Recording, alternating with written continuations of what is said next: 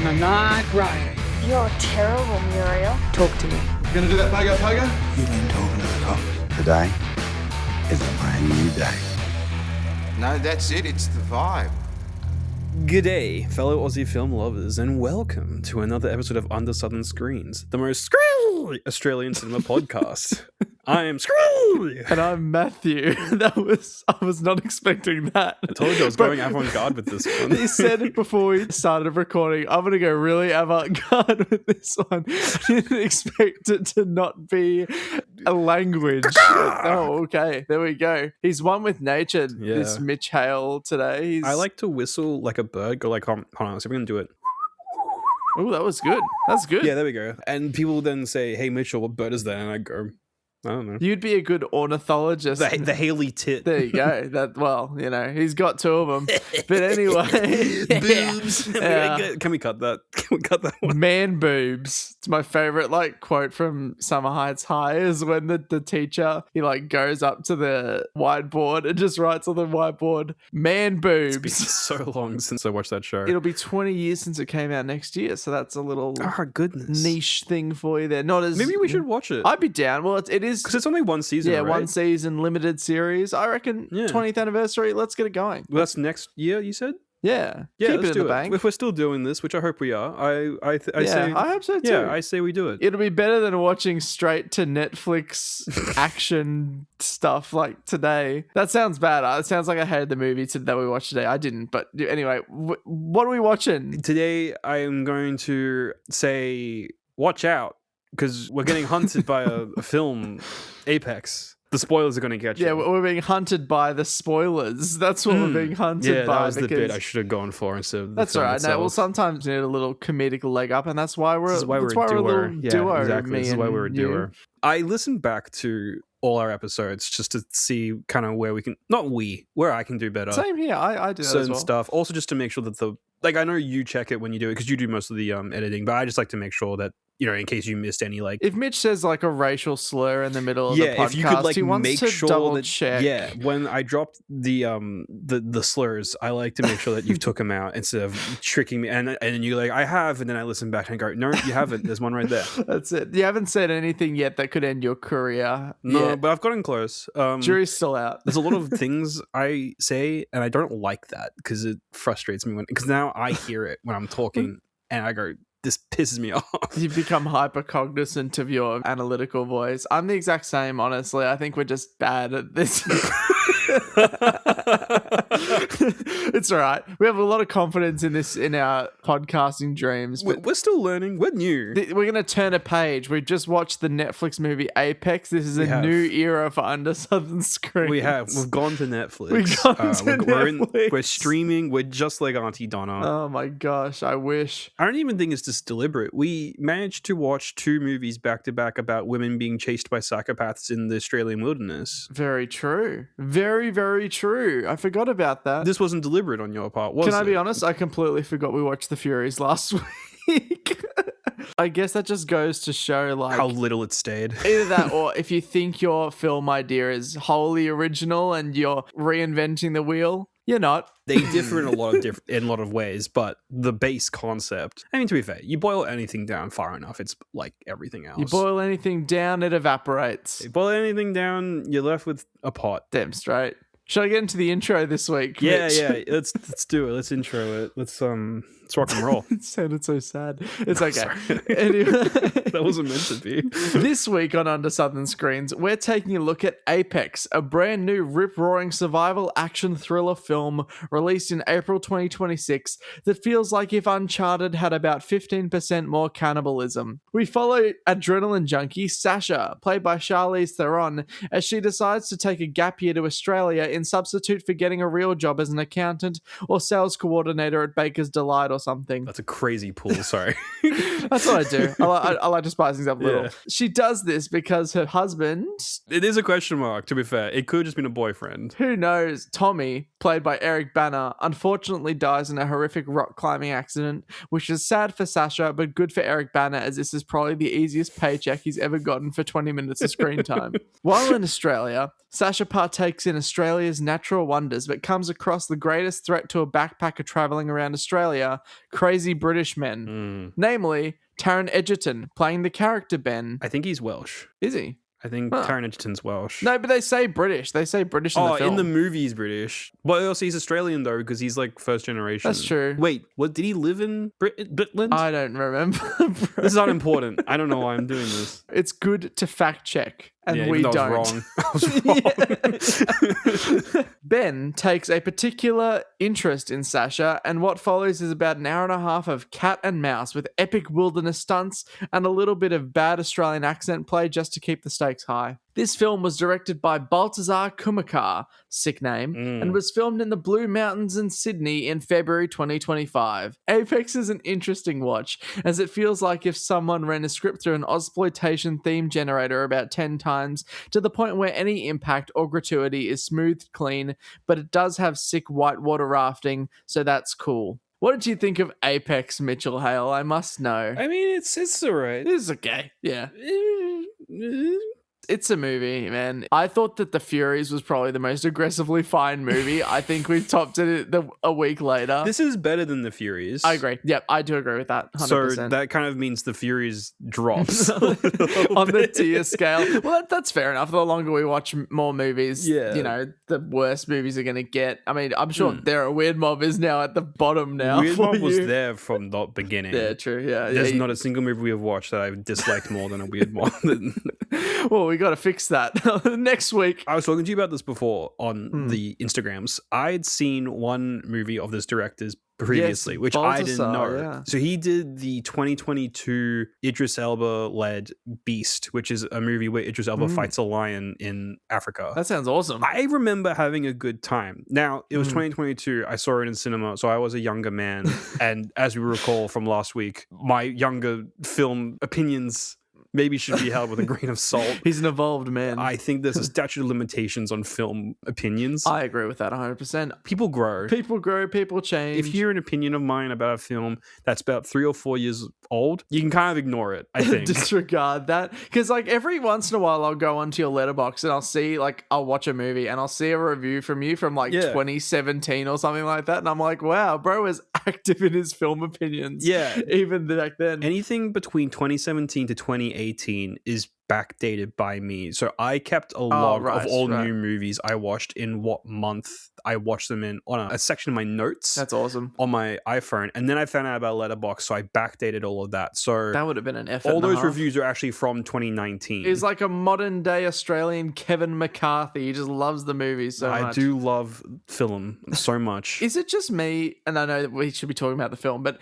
do you get a slight ick when you see like those film enthusiast interviewers on like Instagram reels and stuff, and they like take up 5 minutes at the end of their interview just to show the star their film journal, and it's just like the entire it's the same concept every single time, and it's just like, oh, it's just a movie that you were in. Yeah. What does the actor gain from that, and what do I as the viewer gain from watching that? I don't know if I get an ick, but I do cringe. Yeah, it's just, I do find it hard to watch. There's one guy who asks really good questions, but then he also does that. I don't deny that they're good interviewers. I just think Some of that them, not all of them. aspect is, it's a bit weird. They have a level of familiarity. Bit parasocial. Yeah, they have a level of parasocial familiarity with the actors, and it just makes me really I get cringy watching it because I can kind of look. I'm not in the actors' minds, so I don't know this, but it looks like the actors aren't on board with the level of familiarity a lot of these. I think just because they're in that chair this all day. This is the 17th person I've seen this hour, Exactly. How can you gain any sort of emotional bond between, firstly, if you're on an interview time limit, and then secondly, they're just the only connection they show you is a ticket stub from a movie that you shot 20 years ago. And you're not here to talk about the movie, you're here to talk about the movie that you did now. Exactly, yeah, it's weird. Anyway, that's just my opinion. This movie. You mentioned that you didn't like Taron Egerton's accent. Look, yeah. Do you want to give your opinion actually first? I don't know, man. Look, I think on the scale of Australian accents done by not Australians, at the very top there's Caitlin Dever from Apple Cider Vinegar, who I don't know if you've seen that show, but it's fantastic. We'll have to watch it. It's fantastic. Cool. And then at the very end of the scale, trying to think of an awful Aussie accent. I'm thinking the two actors in Anyone But You, because they filmed that in Australia and they didn't get Very, very Australians to true. do the. If they did get Australians, those guys hammed it up way too much, and if they didn't get Australians, garbage accent. Taron Egerton, it's not bad, but it's very accentuated. If that makes any sense. It's very exaggerated. I was thinking about this the day after I watched it. The way I'd describe it is it's definitely a stereotypical Australian accent that you kind of wouldn't really get an Australian doing. Yeah. But it's kind of legitimized in a way because he does some idiosyncrasies with his voice that are very recognizable as Australian. It's not brilliant, but he does kind of legitimize it in some ways. Like, I actually don't mind this one. I would have thought it'd be really cool to get an Australian to do it. Well, yes, to get an Australian to do it, because that would actually be freaking awesome. Because they say in the movie, and we said this before, they say, oh, he's from Britain or whatever, his family's from Britain or whatever. How sick would it be if, like, halfway through the film we find out that he's crazy or whatever? He's just putting on the accent. That he's just putting on an accent. That would He swaps to British. So good. He switches to like his normal, like, from Kingsman accent. There was a moment, like, right after, like, Charlize Theron, Sasha broke his leg when he, like, said a line in pain or something, and I think a little bit of British slipped out. I thought that could have been, what a cool direction they could have gone in. But again, that's really cool. Yeah. I think in terms of, like, same problem with, like, biopics where people complain that, the actor doesn't look anything like the star. Accent work, I think, even though I'm making a big deal about it in the intro and stuff like that, it obviously didn't really hinder my opinions on the film. I just think overall this film's just kind of meh. Do you know what I mean? I agree. It's very meh. It feels like the film believes that it has these surprises and revelations that are in store for you, but I saw a lot of these revelations and stuff coming forward. Yeah. Now, if you didn't, that's fine. I watch a lot of movies. I just know how a lot of movies go. That's just kind of how it is. Like, you consume a lot of one type of media, you start to see a lot of patterns in that type of media. You see the patterns. It's like when people go to a footy game and they're able to, judge who's going to win. Like, they can start predicting like scores and stuff like that. You know, it's exactly the same. This is not just a film thing. This is just, I can do it for film because I've seen so much. And also we studied for this as well. And we also studied film. Like, this is my thing. This is my little niche. I can't do it for anything else. I'm sorry. I feel people who don't see film the same way you and I see film would still get the reveals. So I'm talking about, like, as soon as he mentioned that he made the jerky, I was like, that's human. Yeah. That's human meat. Also, there's that part at the start where she's messing up the climb. Eric Bana is going, don't worry, you got this. I'm like, that exact kind of climb right there is going to be like the last thing she has to do at the end of the film. And I think I was right. Yeah, I was, wasn't I? The whole ending is about it. The whole ending is like the climb, and then she has to do a very similar, like, around, like, and she bloody Mission Impossible 2's it. What a reference, what a reference.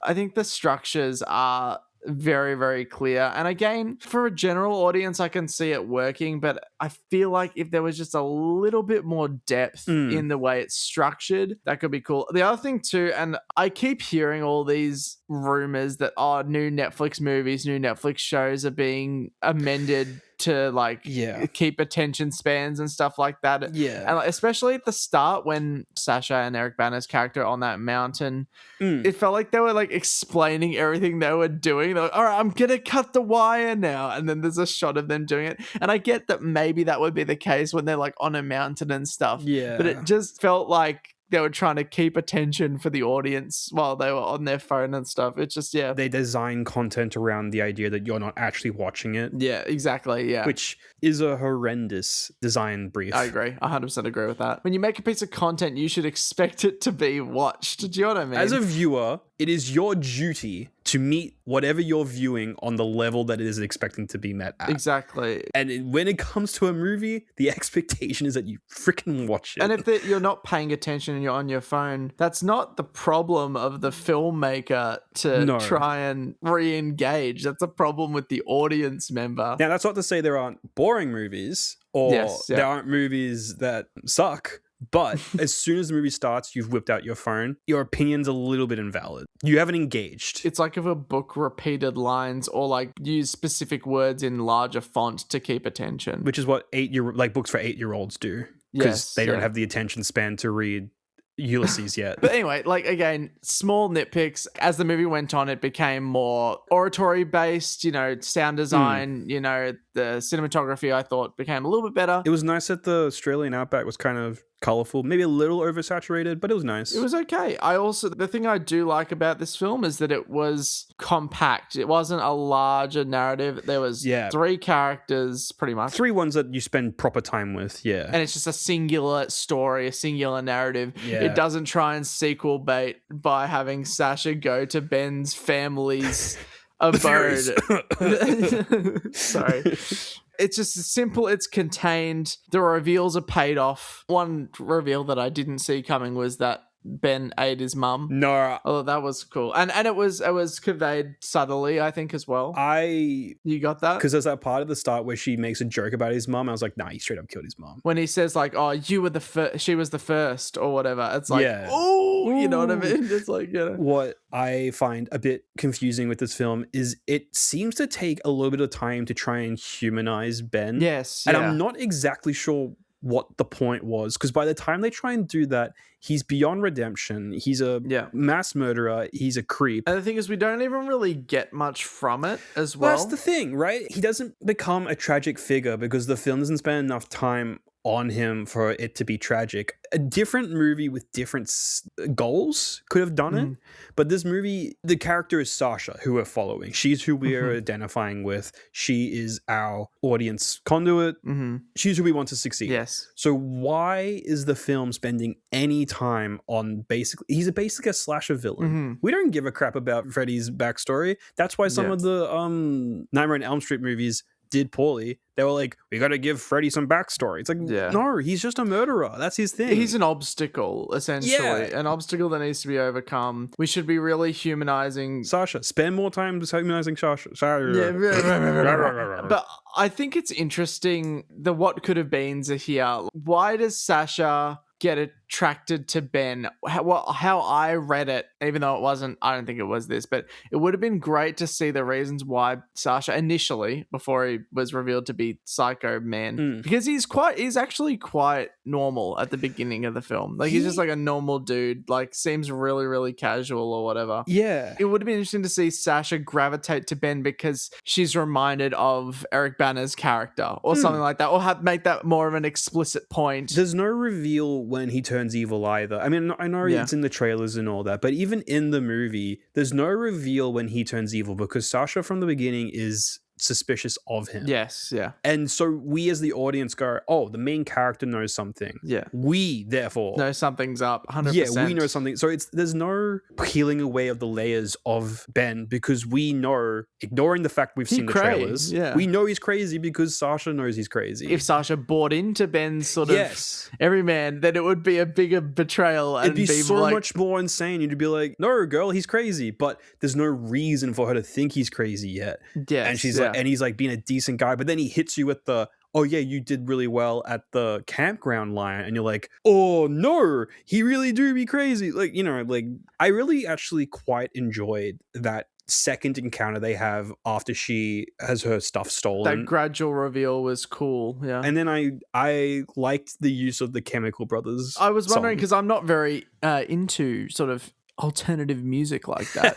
That's a licensed song? It's 2015's Chemical Brothers Go. Sick. It's a fun song. I thought it was really cool to have him kind of start dancing and to be like this really erratic, weird dance. Like it's this uncomfortable to watch dancing. But still, while Taron Egerton's accent may have not been brilliant through this movie, I do think his acting was very good in this movie. Yeah, he goes all out in terms of a performance. I don't want to gloss over Charlize Theron either. Both of them carried any of the good things in this movie. I mean, sorry, that's a lie. There's a lot of technical stuff in this movie that's also quite good. One technical aspect I really like, going off what you're saying about Taron Egerton, like that reveal of him going crazy. I really like how the camera goes in and out of like the depth of field, shifts with him. The actual camera kind of plays into his mind state a little bit, and it's fun. It's very like wavy, but like in terms of depth, I feel for that focus puller man because he was going in and out of focus as he was like rocking forward and backward. It was like coming in from like this below angle as well, so the poor cameraman's probably on his knees coming in. It was rad, and even in that fight scene, which reminded me a lot of Fury Road actually, when they were like fighting with the I chain. was thinking the exact same thing. Yeah, I went, damn, Charlize Theron really do be having similar fights. Two chain fights in 10 years. Yeah. I love the camera work in that. It was so cool. Like, it was good. It's more just, I think the movie tries to be more clever than it actually really is. But it doesn't really have the answers. Yeah, if it's stuck to like the brief. I keep saying brief today. Don't know why.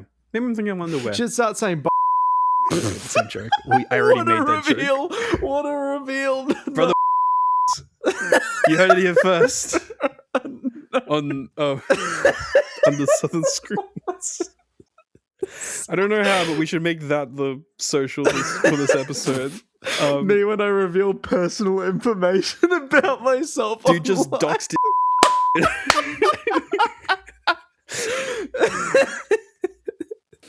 Anyway, These movies, man, they're turning us crazy. We're going to become exploitation characters soon, I reckon. we are. Oh my god! But that not the heroes, the crazy ones who make the heroes' life horrible. I'll be the funny one. I'll be the Bruce Spence. I feel like that's my purpose. Here's my question, though. Why did Taron and this is nitpicking. I'm sorry for do it. cinema sinsing this. Ding. Why did Taron Egerton put pepper spray in the bag? Yeah, right? Now, I'm not saying that's a flaw of the film. I'm just saying why. Well, actually, I have another question. So that you know the part when she first escapes him, he's playing the Chemical Brothers. She escapes. She gets in the boat. She goes down the river. Boat capsizes. Epic whitewater rafting moment, which was fun. And then she finds the phone that's playing the footage of the couple who we then see later in the cave. And then Taron Egerton shoots a crossbow bolt at her head. Did he deliberately miss, or is he stupid and did he forget that he actually needs to do a ritual? I feel like that's toying with her, but like again, it's not explicit. It's not clear. You know? But my other thing is that I feel like the ritual thing is a get out of jail free card as a reason as to why he doesn't take all the opportunities he has to kill her. Yeah. Because damn, she straight up lost. She's just lucky that he was going to do a ritual. When that fight ended and she like down and out, I was like, well, this is a short movie. Oh wait, there's an hour left of the movie to get 40 minutes left of the movie to go. I had the exact same thing when Taron Egerton fell off the cliff and I was like, there's still 18 minutes of this movie. What are we doing here? I didn't like his death either. Yeah,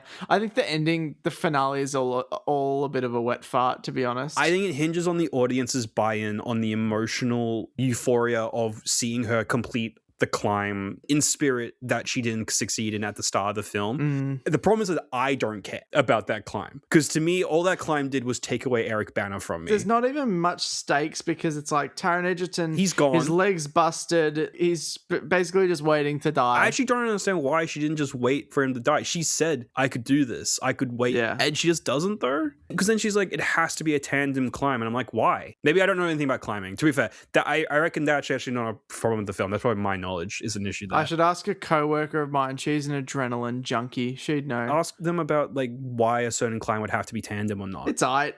It's okay. Like it's not bad. It's a little bit less than okay for me, I think. I didn't have a lot of fun with it. I know I've said a lot of good things about this movie, but I feel like I just bounced off of a lot of the movie's attempts at being more than I feel like it should have been. I think for me, the best movies are the movies that know what they are. Yes. And I don't feel like this movie fully knew what it was. Its identity crisis tore a lot of the experience down for me. It attempts to be a unique swing at like an Aussie adrenaline junkie thriller, but it's just a bit baseline, and the questions that it brings up aren't super substantive, I think. So there's not much to dig for. It feels like an exploitation film that wasn't made by an Australian. You know, there's more depth to this genre. Talking to Alex about Cars That Ate Paris, our deep dive into the Mad Max franchise, there's more to it than just it's in Australia and it's grotty. Yeah. There's more to them than just that. The only linking thing here is that it's set in Australia and Eric Bana's in it for 20 minutes, I think. But it's advertised and marketed like an Aussie film, so we're treating it like that as such. And it's also interesting seeing how far we've come when it comes to whitewater rafting cinematography between this and The Hobbit 2. Do you remember in The Hobbit 2 how they would like use like GoPros? They used GoPros, yeah. Yeah, and it looks like absolute doo-doo. And here they got a cinema camera on that raft there, man. I think the issue is that I am a Hobbit lover. You like the Hobbit movies? I know they're not good, so I will never claim that they're good. But Peter Jackson has made, in my eyes, only one bad movie. Well, look, I think with the cards that he was dealt on The Hobbit, the fact that he made anything at all, it was an absolute reading. If you think The Hobbit is Peter Jackson's fault, read into what actually happened. All right. Yes. In all seriousness, though, he did kind of ruin the New Zealand film industry by destroying. Just a I think tad. he union busted a bunch of stuff, which is not great, but also The Hobbit's not his fault. But yeah, Matthew, can you please tell me about this film set in Australia? Yes. Out in the Australian outback with a man who's definitely Australian. we swear. What is the most Australian thing about this movie? It was long and hard. It was a long and hard decision that I made 2 minutes before we started recording this podcast. That's 120 seconds. In my opinion, the most Australian thing about Apex is the obsession people have with beef jerky in this film. That's crazy. I don't know. Everyone I meet is just like really into beef jerky. I like biltong, which is the Biltong, yeah. Biltong's great. Love biltong. Not into it. It's too chewy. I'm South African. You're South African, brother, like Charlize Theron. Oh, true. Has she starred in the most movies that we've... Bruce Oh, yeah, Spence. Bruce Spence. Yeah, very, very true. Bruce Spence is number one. Bruce Spence is winning because he was in 3 and she's in 2. Oh, no. Also, freaking Mel Gibson. Oh, yeah, true. Well, he's Which is tied actually for 3. insane that with after all the shit we just talked about him. We need to watch more movies, and we need to watch more movies with Eric Banner in it. Have you seen Chopper? I have seen Chopper. We could do Chopper though. Like that's one we should do. Yeah, that's an like, we'll important have to. movie. Just because we've both seen it doesn't mean we can't watch it. Like that's a must, I think. We did a month of watching movies we'd all seen. We'd both seen. Yeah, this is for you guys. This is for the listener. Oh, we should get some more Sam Worthington in there. Oh, yeah. Miranda Paper Planes. Otto. Yeah. Well, when we watch more original films, we'll surely get more of those kinds of actors in here, and then we can beat out Mel Gibson. We just need Mel Gibson We to can not be our watch most Mel watched. Gibson. We can beat out, not beat off. I didn't say beat Oh, off. okay. I said beat out Mel Gibson. He'd like that, I think, given his, his obsession with Jesus and his obsession with violence and pain. Yeah. and pain. Oh, this episode 10 weird really quick. You know what's frustrating? I like Hacksaw Ridge. I think it's a haven't seen it. morally dubious film, but I actually like Hacksaw Ridge. I see clips from it all the time on Instagram Reels. I It's think like it's- The Founder. I just can't watch the whole movie. The Japanese are pushed back and they're playing really heroic music because the Americans won, which is great. But then that same heroic music's being played over a bunch of generals doing it sounds like seppuku. Yeah. Seppuku. I'm not touching that one, buddy. They're both Japanese words. Yeah, fair enough. Fair So enough. it's seppuku. So it's playing this really insanely heroic victory music over these people killing themselves, and I find that That's a little conflicting. What are we talking about right now? What's going on here? What have I let happen We to have this to podcast? edit, we got political. Yeah, we have to It all edit went off so the much out of rails. this. We have to get rid of this, dude. Wipe the whole Burn this episode. If you're listening to this episode, It's a miracle. it's a miracle. I don't know how we got Anyway. enough out of this. But you know what, Mitch? I had fun, and I that's did all too. that matters. I'm you glad know? we both enjoyed this. I guess it shows like when a movie's like mildly underwhelming that we just end up talking about other shit that doesn't matter. Doesn't it even count as an Australian film. I don't like who Oh, made you this. who made this? Doesn't What are we even- watching next week? Mitch? Oh yeah, next week we're getting a special guest in. Ooh, I'm excited. We won't tell you who it is though. Well, no, we're not going to tell you who it is. And we're going to be watching Stone from 1974. Stone. I'm locked in. I'm really excited for this. I wonder who the special guest is going to be. It's going to be Tracy Grimshaw, Zach Ruane. You're really teeing up our listeners to like be a little bit disappointed. Is it going to be the founder of Baker's Delight? What have you looked up? Are you looking at a list No. of things, or are you just No, thinking this this off the is- top of your head? This is off the dome. This is off the dome, brother. This is interesting. I'm looking at the running time for Stone, and either IMDb's mucked this up, or the theatrical cut is like half an hour longer than the director's cut. What the heck? What the hell? The running time for the theatrical says 126 minutes, and 99 minutes is the director's cut. Okay, so we need to pick now. Are we watching directors or are we watching theatrical? How about you watch directors? That's insane. And I That's watch... insane. We're not watching different movies. Well, mate, it's your movie. Let you pick. I think we do theatrical, not because it's longer, Okay. but just because that's what was originally put out there. and it'll be more readily available. I have Question no mark? idea. Actually, that's a good question. You know what? We'll This figure isn't it for out you guys to off fit. air. Yeah, we'll Yeah. figure this out. You don't have to listen to this. Listeners, if you have any suggestions for films you want us to watch, or you have any reviews for movies you've seen, please send us an email at undersouthernscreenspod@gmail.com. You can also find us at TikTok, Instagram, and Threads at the username at @UnderSouthernScreensPod. And rate this podcast and give it 5 stars, or else You have until the end of this song for me to get away from me. that's it. Do a little bird noise. Do a little bird noise. End the podcast. Oh, and keep an eye on the Southern Screens. End the podcast. Bye. Thanks for listening to another episode of Under Southern Screens. We'll be back next week to talk more films down under. We just want to attribute that our opening title is Heavy Duty by Zoo, and our closing title is Heavyweight by Fell Creek. Thanks so much for listening, and Mitch and I will see you in the next episode. See you next time. Under Southern Screens would like to acknowledge the stolen lands on which this podcast is recorded and produced, and pay tribute to the Wurundjeri and Woiwurrung people of the Kulin Nation and Camaragal people of the Eora Nation. Sovereignty was never ceded, and we pay respect to all Indigenous elders past, present, and emerging. Always was, always will be Aboriginal land.